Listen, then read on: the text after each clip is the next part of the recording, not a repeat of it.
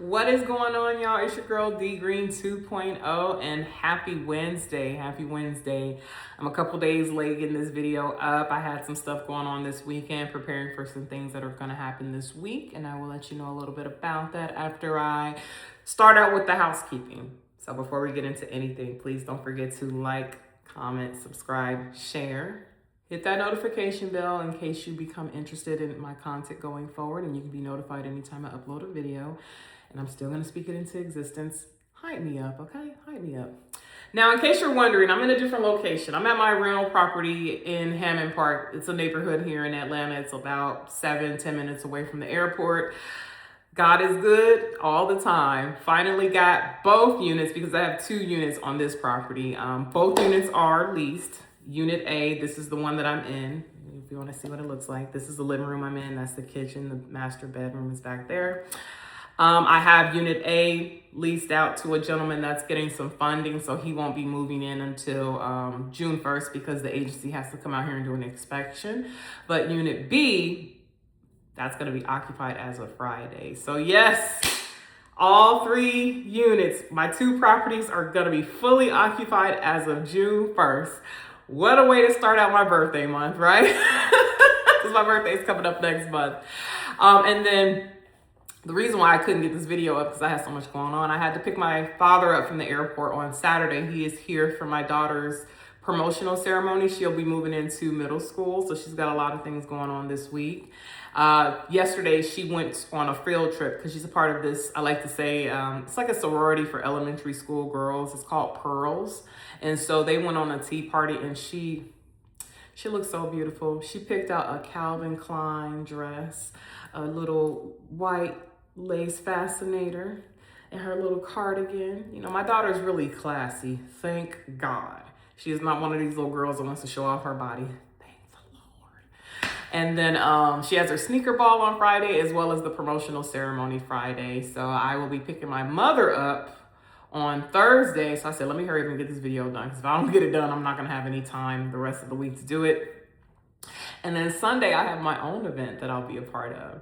So shout out to you, Nicole Barton. Nicole Barton Photography. She is an artist / photographer, and she's created a documentary and an art exhibit showcasing, you know, women of Atlanta who are moving and shaking and doing things here and have stories to tell. So my story in particular is going to focus on me moving to Atlanta from California, and then a year and a half later becoming a widow here, you know, because my husband, you know, you guys know what happened with that.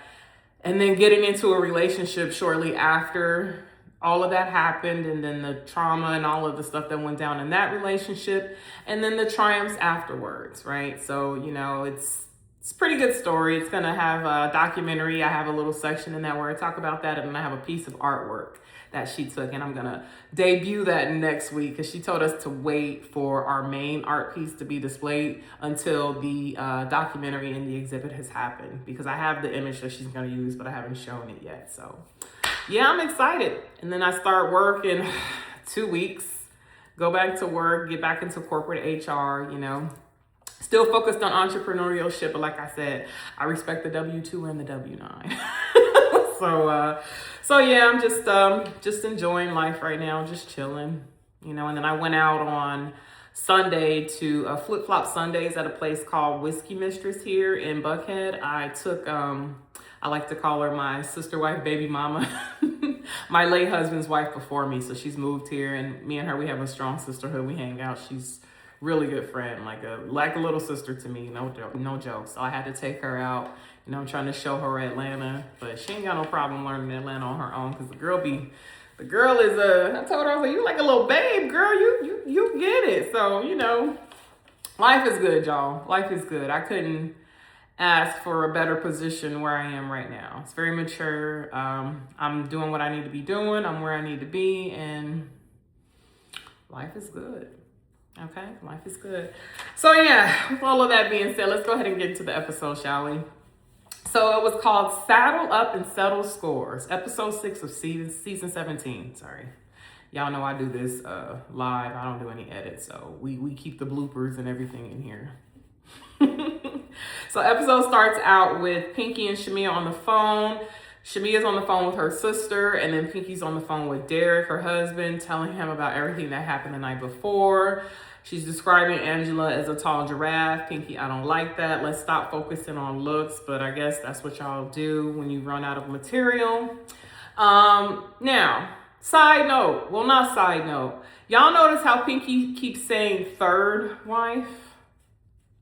That would imply there's a second wife already, Pinky, because aren't you the first? So while that information kind of just came out of nowhere, but there's things that are stranger than, fiction or whatever. What do they say? But the point is Pinky doesn't seem to be denying that that's the case, that there's another lady involved in their marriage, whether she's sleeping in the basement or sleeping in an apartment near their property. She's not denying that they have a third in their relationship. And like I said, I want to speak positively on Black love because I feel like it can exist. I'm not allowing the ways of today's society change my expectation on Black love. I believe in monogamy. I believe in that. I also honor people who are, sexually fluid, but I also understand that people who are sexually fluid can be in monogamous relationships. So I speak on that. However, like I've also said, I live in Atlanta, and there are a lot of sexual subcultures here. And open marriages, polyamory, thruples, the whole cult, 1 man to 5 woman dynamic, that exists. That happens here. Sorry, y'all, hold on. Well, I knew it. I was like, what the? My glasses were getting steam. It's getting hot up in here. Let me turn on the AC. Hold on.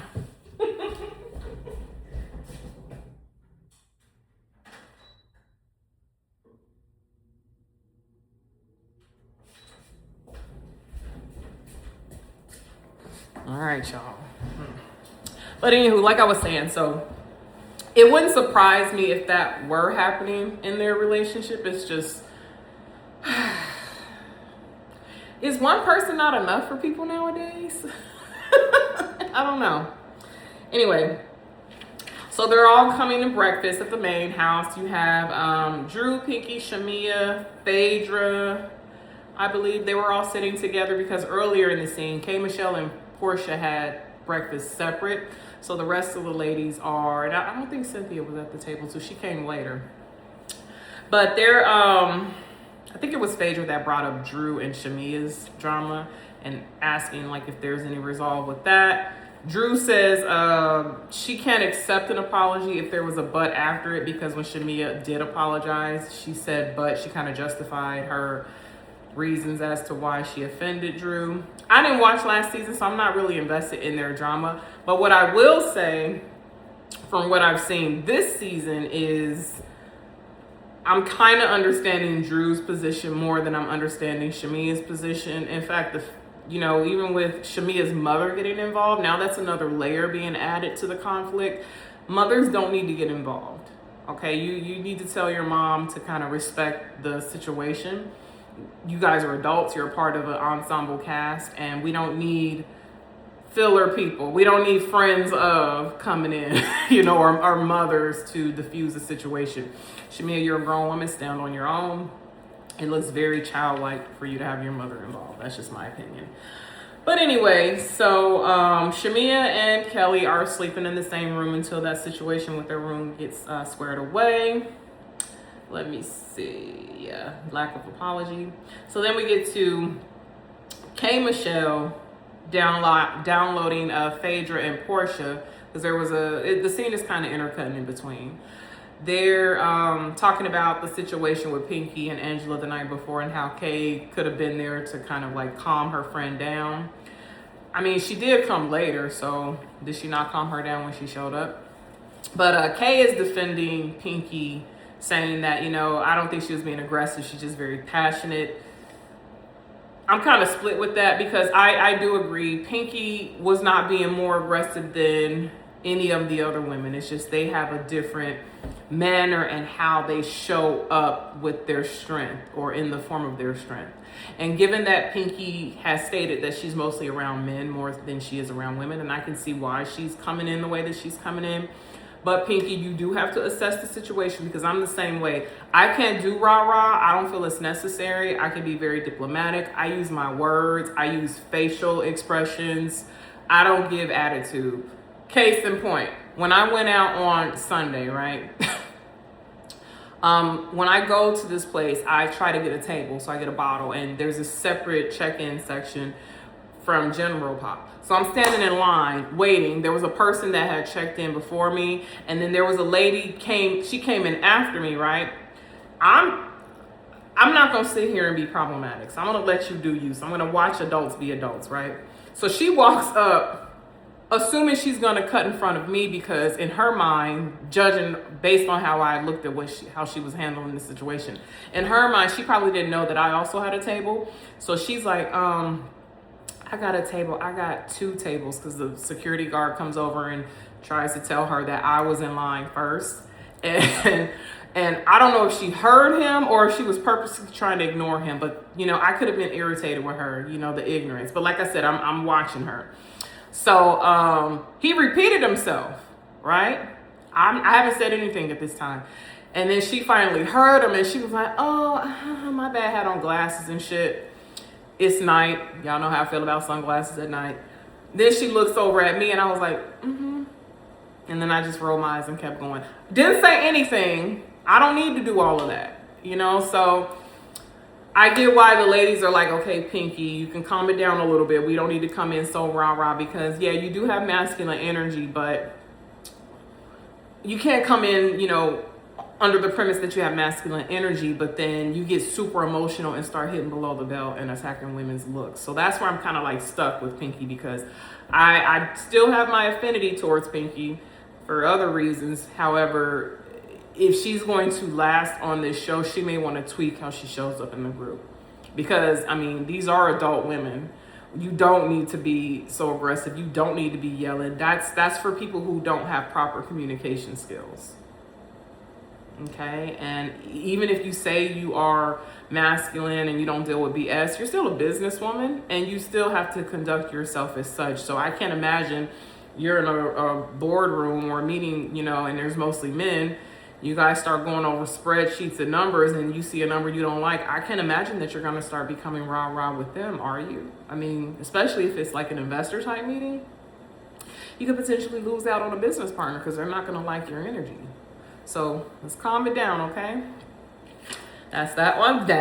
So, yeah, I put that. I said there's a lack of proper communication skills. They all agree, and this is what I'm talking about, that Pinky is aggressive.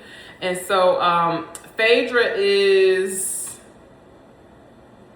Oh, okay, so that scene where they flash back to K. Michelle downloading Phaedra and Portia, that was a flashback scene. It wasn't the same scene they're in right now at breakfast. Phaedra's talking about her history in dressage, because they have 2 events that they're gonna go to. Some girls are gonna go horseback riding or dressaging, and then the others are gonna go cattle herding. That was weird. And I did look up dressage. I'm all about definitions, because I had never heard that word before. So let's see what it means. So dressage is an equestrian sport and training method, often called ballet on horseback, focused on developing a horse's strength, flexibility, and obedience through precise, harmonious movements. I was like, oh, okay. So the way Phaedra described it, that's exactly what it is. The way she said it is you have to be one with the horse, and you have like subtle commands or whatever. It's more like a bonding ritual, and you show it. Anywho, that's my nerdy part kicking in, y'all. Sorry. So anyway, yeah, Angela, PNP, K. Michelle. Okay, anywho. So now we get into the women preparing for their day. So they are both going to be on bus rides. Cynthia said, because she did show up in breakfast, she says, these are basically who I'm going to have on the bus with me, because I want to make sure I keep an eye on the shit. And I watched her face. She was looking directly at Pinky, and then she looked over at Shamia as well. Kelly wasn't there. Kelly was still getting dressed.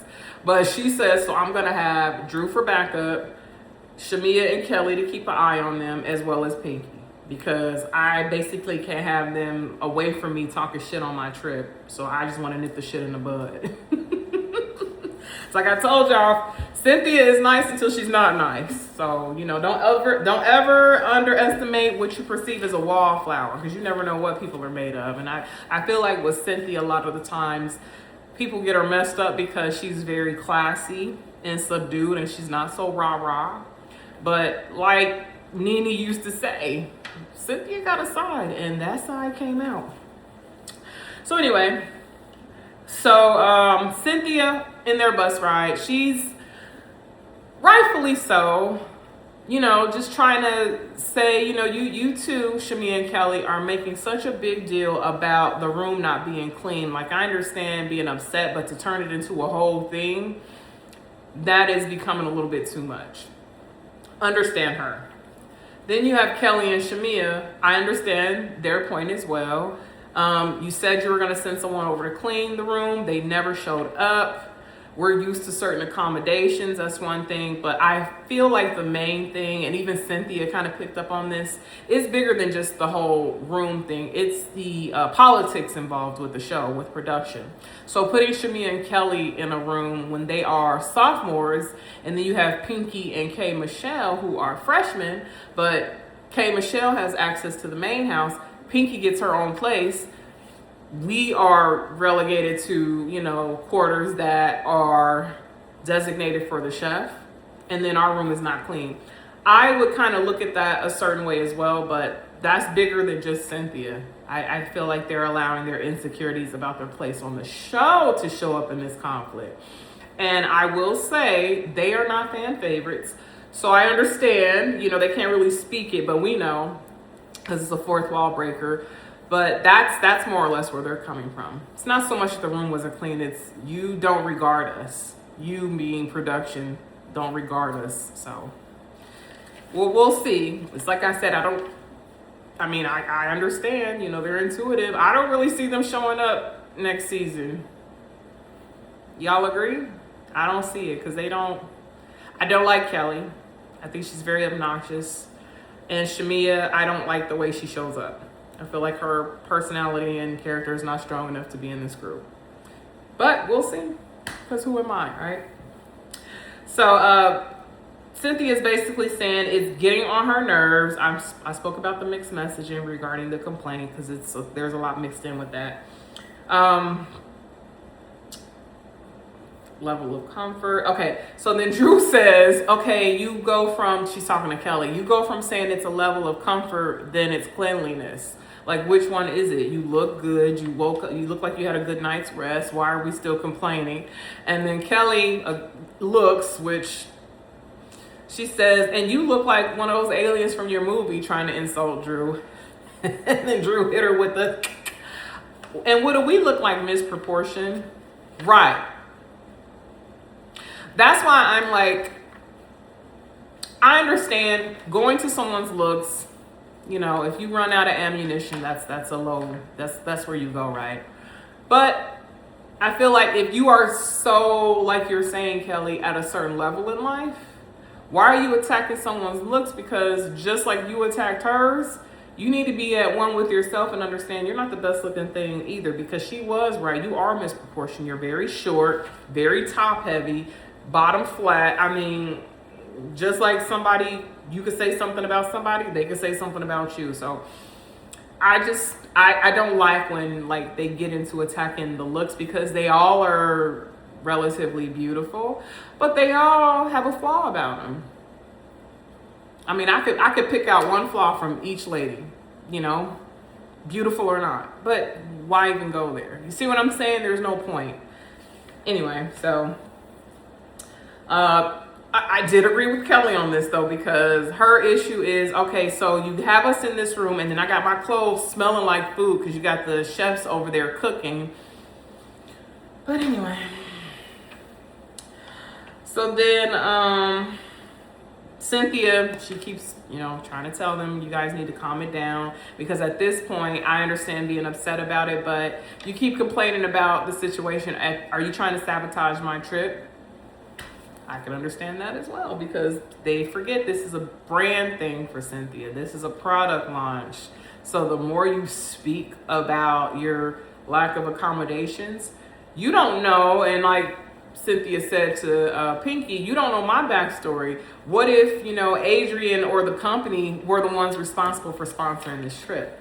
If you're openly, talking crap on it, you don't think they see that? So it's bigger than just like what they are dealing with in the moment. So I get all sides. This one's a little, it's like, okay, whatever. So, they talk about Black and Drew because I guess Drew's going to invite Black to the event. He's in Texas as well because they're in Dallas, I believe it is, or the outskirts of Dallas. And then in Phaedra, Portia, Angela, and K. Michelle's van, they're also talking about Black because in the van with the other ladies, Drew says she loved Black. I don't really care too much about their story because, like I said, Black is a YN cosplaying as an entrepreneur who cares about her. I don't like dudes like that. But and then also too with him sliding into K. Michelle's DM, like Kay said, players gonna play. She get it. I don't play, so that's why I don't like people who are players. I feel like at a certain age, it's time to grow up. So yeah, I'm not gonna spend too much time on their situation. But let me see. Okay, they all get to their events. They arrive at the cattle drive or cattle hoarding thing or herding, and then they get there. It's over in like, I guess, a matter of seconds. It was like 30 seconds or 2 minutes or something like that. When they're looking at the cattle, another thing about attacking looks, Pinky calls one of the bulls Angela, and then Drew, speaking up for her friend, says, don't say that about my friend, that's my friend. And then Pinky's like, well, that's okay. And even in that, the way she like rolled her neck and responded to Drew, that was aggressive. It's like, you need to pipe down, Pinky. But at the same time, I do understand that she shows up true and in the moment. I get it. So I don't know. I got to see more story roll out with Pinky. Because we don't understand also or know sometimes that there's things going on in the background that we haven't seen because we are looking at an edited show. There could be more reason as to why Pinky is being aggressive. But if you do want to survive and have a shelf life on this show, you might want to calm it down. That's all I'm saying. There's ways to do it. All right, so now we go to the other girls going to their horse ranch. And the horse ranch owner resembled Karen from Potomac to me. I don't know why she crossed my mind when I saw it. And so the instructor, she's explaining like what they're going to be doing. And Phaedra, she comments that she understands and she knows she has a history or whatever. I didn't like that instructor. I felt like she was kind of being nice, nasty in a way. Like maybe I'm just wrong. Her energy was very like maybe underestimating the ladies and their knowledge, and like she was making certain comments where I'm like, bitch, who are you? Like one, she said, are you guys just gonna stand over there and look pretty? And then she said to Phaedra, you can explain what I'm doing to them since you said you know. Like it's like little microaggressions. You understand what I'm saying? And I was picking up on that. And then so she's, trotting around, Phaedra's explaining, and then she offers for the girls to get on. At some point in the same scene, the horse that she was on bucked. I guess it got nervous, and all the ladies jumped back, and Phaedra even fell over. So fast forward to this moment, she's asking them, do you guys want to get on the horse? And they all looked and was silent, and Portia said her wig was too big for the for the hat or whatever. Angela said, I'm not appropriately dressed. K. Michelle was like, I just can't be on, I don't want nobody on my back, so I just can't imagine me being on anyone's back. And then, all in all, they don't want to get on because of what just happened with the horse. But Phaedra says to Portia that she's not properly adhesed, like she doesn't have adhesive. And so in the confessional, the producer asked Phaedra, why couldn't you just say, or she said, the producer says, why couldn't you just say in the scene that you didn't have wig glue to tack down your wig? And Miss Phaedra, she said, why would I say that on camera? Why don't you say that shit on Beverly Hills? Because sometimes those women, their wigs aren't tacked down either. Yes, Yes, microaggressions. Why is it that the black ladies have to, state their flaws and show up all vulnerable and shit on camera, but you're not trying to get that out of the Beverly Hills girls who are supposed to be the cream of the crop? When I've seen the tracks showing in Erica's hair, Dorit's hair, you know how the wind blows up when those ladies have those tape-in things? Yes, Bozema, I heard she did have a situation when she had a scene on the beach where her wig was flying back, but to just, provoke a Atlanta housewife to try to say something, because there's only 2 black franchises, I didn't like that. And I like that Phaedra called that shit out. Like, don't come over here with that. The fuck? So anyway, so now they go back to the other scene with the girls, Pinky, Cynthia, Shamia, Kelly, and Drew, and they're about to go eat. They go to a restaurant that is not vegan friendly. Pinky says in the confessional that Cynthia must not care about her because she didn't think about a vegan restaurant. But, yes, you are supposed to consider your guests and their dietary needs. But, in modern society, their restaurants, even if they're not focused on like vegan per se, you can always find an item on the menu that you like. And if you are going to Texas, Cynthia is right, in my opinion, you can kind of expect to, go somewhere where they're going to serve meat, because that's what Texas is known for. Outside of oil, they're known for their cattle, But again, if you're a gracious host, you do take into consideration all of your guests. You know what? I'm gonna call this gray area for me, because I'm like, I guess that's my open-minded perspective. Like, I can see all sides, the balance. I can see. So anyway,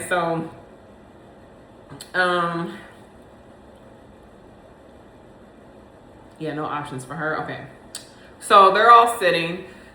Drew mentions that she tried to be vegan for a little bit and she ended up having to go to the hospital because of her blood type. I guess she needed more protein. She's a blood type O negative, and then Shamia also says she's a blood type O. And I was thinking to myself, I said, isn't O the more common blood type? A, B, and A, those are the rare ones, right? But O is the most common one. So when they were saying how if Drew needed a transplant or whatever, the fact that they have a match in their blood, she would call Shamia for help. I was like, why would you necessarily need to call her when that's a common blood type? Anyway, that's my nerdy part kicking in. And then Drew said, if I ever had to call Shamia would basically have a jubilee and want all the glory for helping me out. She would twerk about it. She would put it on her little YouTube channel. She'd make an Instagram story about how she donated blood. She'd have a parade in Decatur. And yes, that is Shamia. Like, she needs all the attention. So,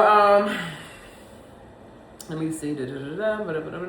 Okay, so then they're talking, and then they're sitting at one point, but then they stand up to, kind of like embrace each other and settle their beef.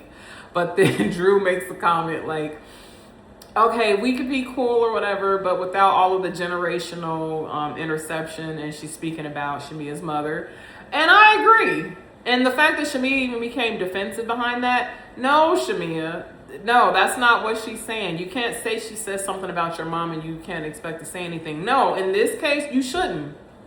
How I would have answered that is, you're right. My mom has nothing to do with our fight, and I would have let it go, left it alone. But Shamia is so insecure and needs so much validation and so much attention and has so many things about her that I feel show up more as a grown girl versus a grown woman.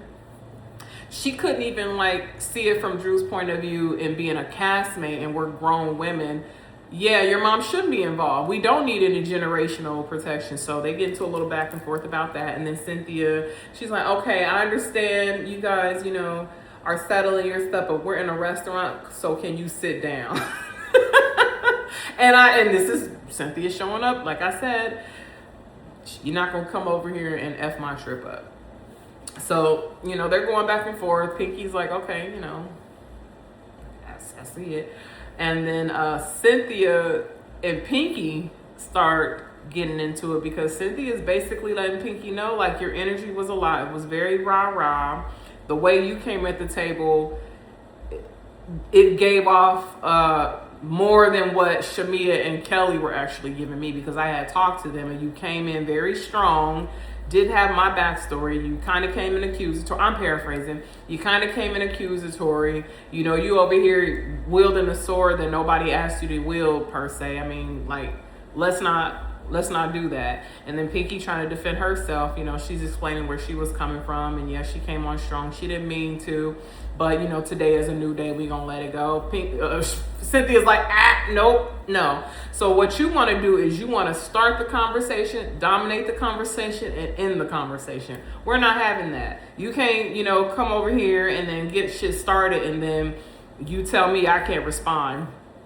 So, grown women settling the shit. That's how you do it, because Cynthia is right. Pinky wants to dominate the conversation, control it, and I'm not giving credence to what Derek said earlier in the season, but I kind of see what he's meaning now when he says that Pinky is very strong. You gotta make room. If you're gonna be strong and really be a leader, you gotta make room for everyone. Otherwise, it's a dictatorship, and it's not balanced leadership. So I still have my affinity towards Pinky, but I do kind of see, and I gotta say this, but I do kind of see what Derek meant. You know, I'm not gonna say humble, but regulate her, calm her down, because she could be a little bit much. You know, she's very one-dimensional. When she's fixed on something, she says it's strong, you know, and bold and powerful. No, you know, once you become comfortable with that, you learn how to yield that your power a little bit more graciously, because you know it's in you naturally, right?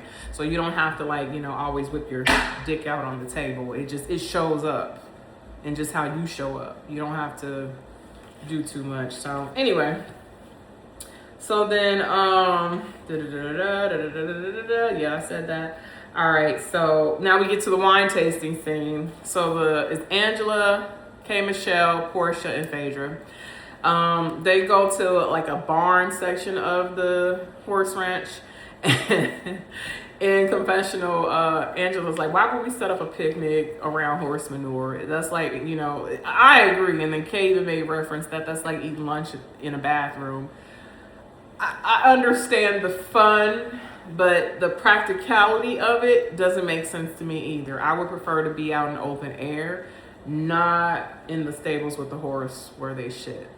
That I wouldn't be able to enjoy. You know what I mean? I wouldn't be able to enjoy my food. I wouldn't be able to enjoy the wine. It wouldn't be enjoyable.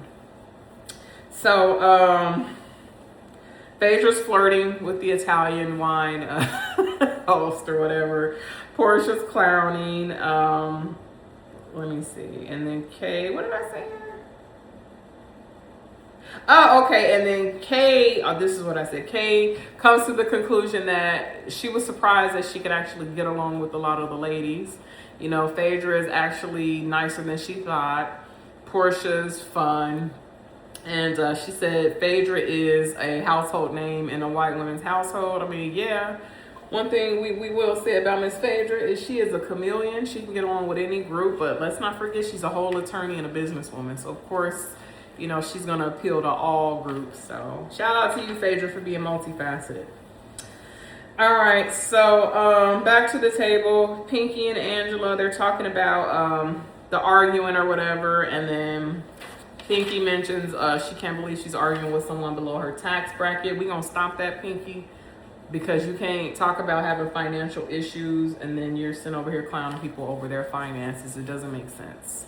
So I hope you've watched and seen how you've shown up on this show and made some adjustments and, you know, can kind of explain yourself at the reunion, because you're going to have a lot to answer for at the reunion. Oh, yes. And we're only 6 episodes in. So then back at the other table, they start talking about Kelly and Portia and their drama, and Kelly, how she feels about it. And, you know, at the end of the day, where there's smoke, there's fire. You shouldn't be in a position, whether it's false or not, where anybody could say you sleeping with a married man. So I don't believe Portia, but I'm not going to 100% rule out what Portia is saying about Kelly, because the way Kelly shows up, I mean, anything can be possible. Like I said, I didn't watch last season, but from what I heard, there was a rumor about Kelly having smortions. I'm not going to say the word. But while she was married. So I guess she cheated on her husband while, you know, they were going through their stuff. So adultery is not too far off from you as well. So we'll see how that plays out. But Cynthia, you know, she tells Pinky that she made a few people uncomfortable. There's a difference between intention and delivery. That's what I'm saying. Yeah, you may not have intended to come off aggressive, but we're adults. We do have to monitor how we deliver our messaging.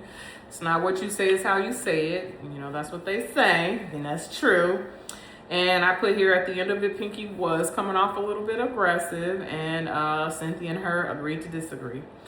So Pinky says that, you know, saying a black woman is aggressive when black women have to go through everything, I get it. I get it, Pinky. I'm a black woman myself. But as a black woman, I'm also big on accountability. And I hear what you're saying, that labels shouldn't be put on us because of what we have to deal with in society. Well, with you knowing that, you should be very mindful about how you show up in society. It's like I was saying about homegirl at Whiskey Mistress. I could have been ignorant. I could have went toe to toe with her, but no, I watched how she showed up. I let it play out. And then I just gave her a little, you know, nice, nasty smile and kept on pushing. You know what I mean? Like, we don't need to be loud. We don't need to be outrageous. We don't need to do any of that, because you're right, Pinky. There is a target on us. But just like you said, which I thought was very ironic, it's like, okay, you're mindful of energy because you're mindful of your energy and other people's energy. Okay, well, apply that same sentiment to what you just said in the confessional about black women being perceived a certain way. If you don't want to be perceived as aggressive, then maybe look at how you could have been aggressive in a situation and change it, because that is true. But too much is given, much is expected. I don't look at it like, oh my God, I got it so hard because I'm a black woman. Been there, done that, ate it up, went to the movie, I did the review. I get it. I'm a black woman in America, okay? With me knowing that, that's why I make certain moves in life. That's why I don't do certain things in life. That's why I surround myself around certain people. That's why I surround my daughter around certain things and expose her. That's why I get involved in certain activities and choose not to get involved in certain activities. You see what I'm saying?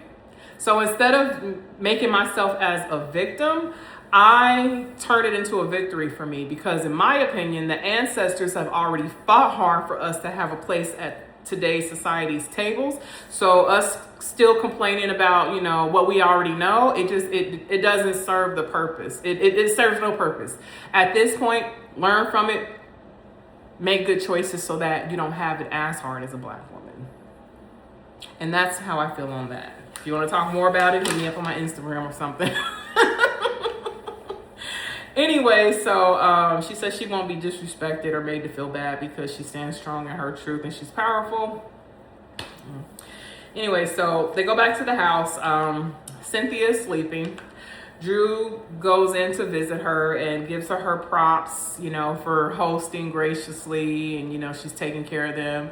While Cynthia, after she opens the door, she goes back and sits down and she has a nip slip, and then they do a montage of all the times Cynthia's nipple slipped. What they showed was a 2020 scene. They also showed a scene from last season. And then they showed another scene from a season within the last 6 years. What they didn't show is that ain't the only time Cynthia's had nip slips. She had a nip slip at the season 6 reunion when Portia and Kenya got into a fight. She also had a nip slip when they were on the boat going to Anguilla. Season 5, you know, Kenya and Portia's seasonal debut. She showed her nipples when, I think it was season 9, they went for a breast consultation and she had her boobs exposed. So yes, Cynthia, you are the nip slip queen. We went and seen them titties a couple of times. So Drew says, I feel like I've been officially baptized because now she's been exposed, because like I said, all of those times where Cynthia's nipples have been exposed, so now Drew has seen them. In this scene, like I said, Cynthia says she feels like it may be more to the situation involving Kelly and Shamia with the whole room thing. And I put exactly my sentiment. Cynthia's not going to say it, but we get it. It's a production thing. It's something that they can't say because they break the fourth wall. But yeah, it's more of that. It's the politics involved. And then Drew had me dying. So when Cynthia is saying she feels like it's more, Drew says, well, we wouldn't know that because Shamia is basically not directing, how she feels. All she does is twerk and shot a clock and joke and, That is definitely indicative of a person who feels like they are always having to play second best or they have low self-esteem, because when you don't share how you feel, you're used to having to tuck your feelings under the rug, and you kind of did that to yourself because no one tells you to play second best. You choose to. So she's right. Like, you can joke and twerk it all away, but if it's not really how you feel, then you're kind of putting it on yourself, Shamia. So that was funny. Yeah, and I put that yes covers it up because she feels second best. Kay in the van, because the girls are back at the house, but they're all riding back. Portia, Phaedra, I have to do this, y'all, because there's so many cast members. Portia, Phaedra, Angela, and Kay Michelle. Kay says she's gay on holidays, right? She says she loves chocolate women, so she can't see, I guess because she likes chocolate women, she can't see the error in Shamia's ways. I think that's what she was trying to say, because I was like, what do you liking chocolate women? What does that have to do with you, the way you see the conflict? So I was like, okay, I see what she's doing with this. She says that she is gay on holidays and her husband knows that. No, okay, you're not gay on holidays, you're bisexual, but you are in a monogamous relationship. Okay, and that's what that is. Now, if your husband allows you to dibble and dabble, then yeah, but to say you're gay on holiday, no, you're not gay on holiday, you're bisexual, but you are in a monogamous relationship. How do I know what that is? Because that is me. I love men and women, but when I'm with someone, I'm with them. But if I got with a man and we're not going to get into my shit, okay? Personally, I like both, but I'm sexually attracted to both. I'm sexually and emotionally attracted to women. I'm more sexually attracted to men than I am emotionally, because it's just hard for me to really understand a man emotionally. I don't even think they understand themselves, quite frankly. So, yeah, that's that on that. Anyway, so they keep talking about how Cynthia does not appreciate Pinky's energy. I get it. Pinky and Kelly, they're talking about, everything and bonding on their critique of the other women. I didn't like this scene, and I thought this was very rich, and I can't wait to see how this plays out. But Kelly had the nerve to say the reason why her and Pinky bond, I'm going to try to find reasoning within this, but I thought it was more of you just trying to make the women look a certain way so you can come out supreme. Not cool. Saying that when women don't have a lot going on, they don't understand women like you and me because we're self-made and we got our businesses on our back. We didn't get on our back, not laying on our back.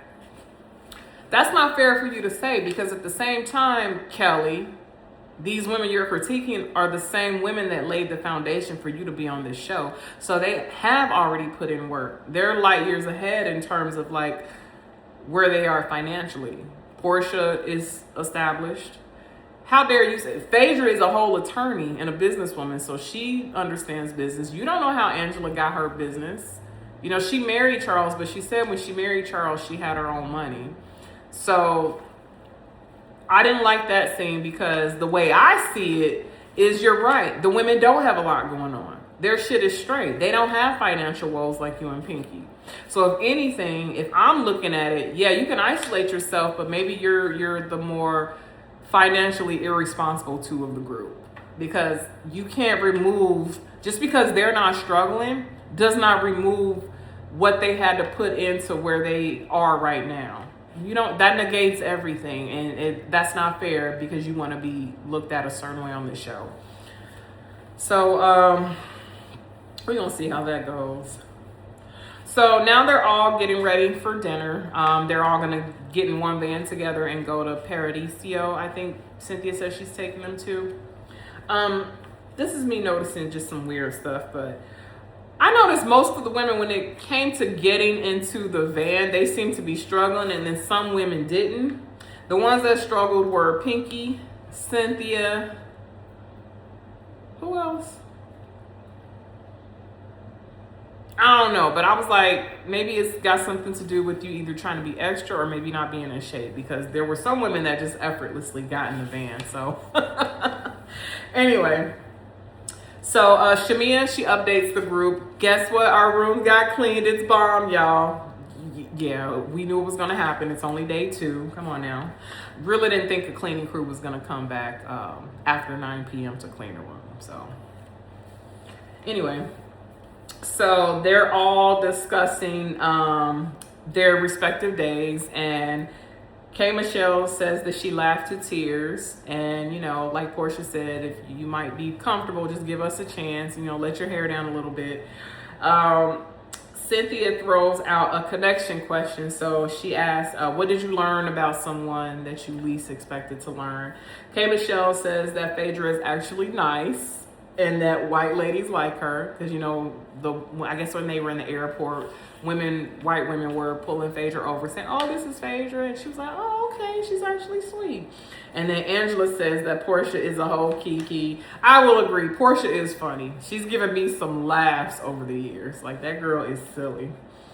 Shamia says that K. Michelle, she learned about K. Michelle's experience with Atlanta ladies. Hey, I'm just gonna say this. I was born and raised in the Midwest, left the Midwest, went to California when I was 18, left California when I was 37. I'm now going on 42 in June. I have been in Atlanta. I see exactly what Kay is saying. Even though I feel like Kay sometimes is a little bit too insecure, she's not wrong. There are, like I said, there's competitors, there's pretenders, there's attitudes, there's nice, nasty. If you have a pure heart and you just want to be, sometimes you do have to cut through the muck of all of like what is in Atlanta, because like I said, black Mecca, black mess, depending on how you look at it. You know, we got to do better to each other. I'll just say that. We got to be better to each other. We sit here and we complain about, you know, how we're so disrespected, right? And we're so marginalized, and we're so, you know, whatever the case may be. But we can't sit there and ask for respect when we don't even show respect to each other. So I get what Kay is saying. I do, because I see it. I see it every time I'm out and there's a group of us. You just pick up on it. I don't know why it is. Even with the way I date, I feel like I can be more of me when I'm not with a black man versus when yeah, we got some stuff that we got to correct. Ancestors probably turning in their graves. But anywho, so they get to talking about Kelly's event. Angela being messy. She asks, well, who was all there? And then they flash back. Angela, you clearly know who was there. You were sitting right next to Kelly when she was on the phone with Portia. So you know Portia was not there. But of course, you know, Angela is the bone carrier. She's the one that's got to get everything started. And then Portia is sitting on, so I'll try to line it out. Portia's sitting on the end of it because she was the last one to get in. Kelly is in the corner. I think Angela was in the middle. So you have Kelly when Angela says, well, who was all there? Kelly's like, well, you know who was all there. You know, you're being messy. And then Portia's imitating her because Portia at this point is tired of Kelly. I mean, I kind of understand you, Portia, because it's like, let's just settle this shit. She says that, oh, okay. I'll get to that. But she says that, you know, she tried to apologize. She tried to send flowers, and Kelly says, okay, in this group, and I'm going to speak fourth wall, basically, when you show up to one of my scenes, it shows you support me as a castmate. When you don't show up, I don't want you sending anything because that's not showing me the support that I need to be a substantial castmate on this cast, especially given that Portia is the anchor. So if the anchor doesn't show up, Flowers ain't gonna do shit to help me out in my situation. So that's what I got. And then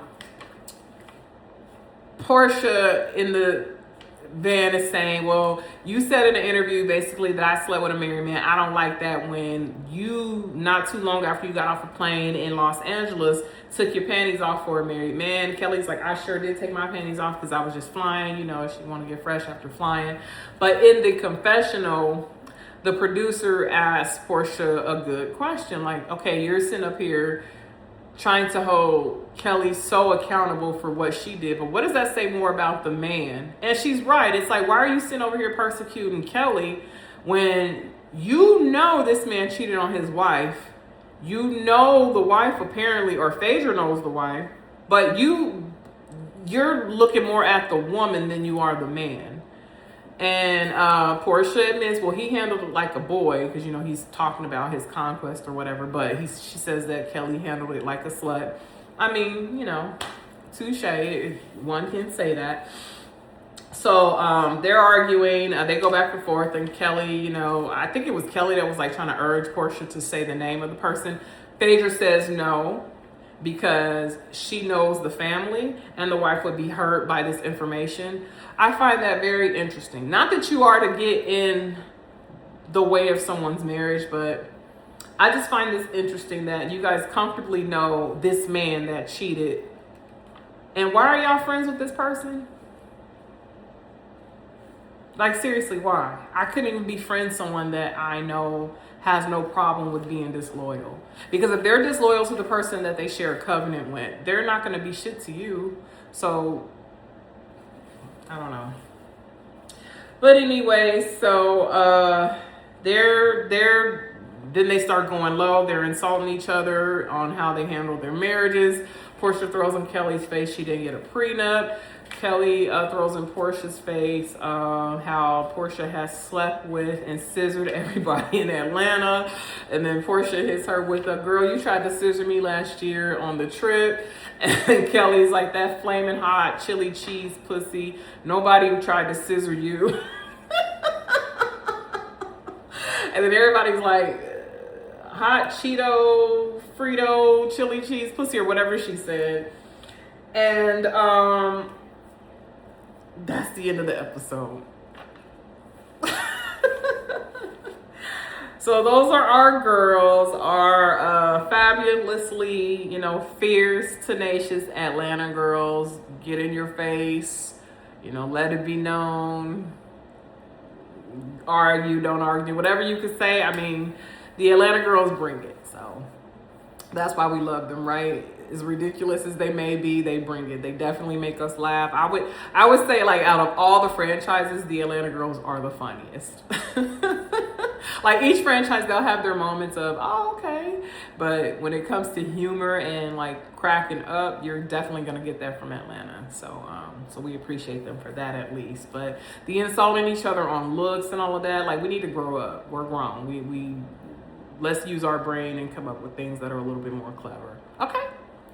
All right, with that being said, y'all, I am going to leave you so I can head back to my house.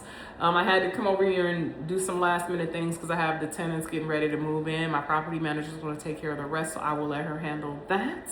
But for the rest of my day, I'm going to go ahead and go work out, go spend some time with my dad, pick up baby girl, and then just see what we want to do later on tonight. All right, y'all. Thank you for rocking with me. I appreciate you. Peace and blessings to you all. Have a fabulous week, and thank you for your support. All right, bye now.